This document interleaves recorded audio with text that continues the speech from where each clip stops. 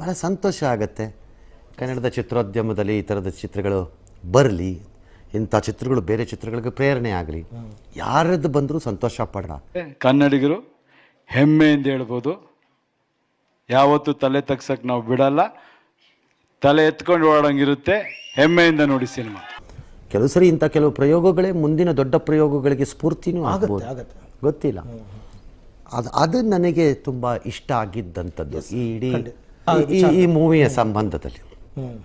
Otherwise movie ಬರುತ್ತೆ, movie ಹೋಗುತ್ತೆ, ಜನ ಇಷ್ಟಪಡ್ತಾರೆ, ಜನ ಇಷ್ಟಪಡಲ್ಲ, ಅದೆಷ್ಟೋ ದುಡ್ಡು ಮಾಡುತ್ತೆ, ಎಷ್ಟೆಷ್ಟೋ ಡಬಲ್ ದುಡ್ಡು ಮಾಡುತ್ತೆ, ಟ್ರಿಪಲ್ ದುಡ್ಡು ಮಾಡುತ್ತೆ.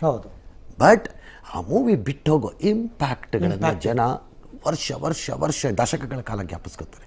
2 ಲುಕ್ಕಲ್ಲಿದ್ದಾರೆ ಅವರು. ದಕ್ಷಿಣ ಭಾರತದ, ಅದರಲ್ಲೂ ಕನ್ನಡದ ಸಿನಿಮಾಗಳು ಸಕ್ಸಸ್ ಆಗಬೇಕು ಅಂದರೆ ಅಷ್ಟು ಸುಲಭನೇ.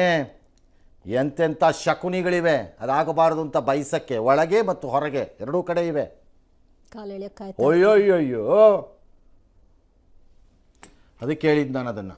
ನನ್ನ ಉದ್ದೇಶ ಅಂದರೆ ನಮ್ಮ ಕರ್ನಾಟಕದ್ದು, ಕನ್ನಡಕ್ಕೆ ಸಂಬಂಧಪಟ್ಟಿದ್ದು, ಕನ್ನಡದವ್ರದ್ದು ಯಾರದ್ದಾರು ಆಗಲಿ ಕ್ಲಿಕ್ಕಾದರೆ ನಾವು ಎದ್ದೆದ್ದು ಕುಣಿಬೇಕು. ಯಾಕಂದರೆ ನಮಗೆ ಸಂತೋಷ ಪಡೋದು ಒಂದೇ ಇರೋದು. ಈಗದು ಆಗ್ತಾ ಇರೋದ್ರಿಂದ ಅದನ್ನು ನಾವು ಬೆಳೆಸ್ಕೋಬೇಕು. ಖಂಡಿತ.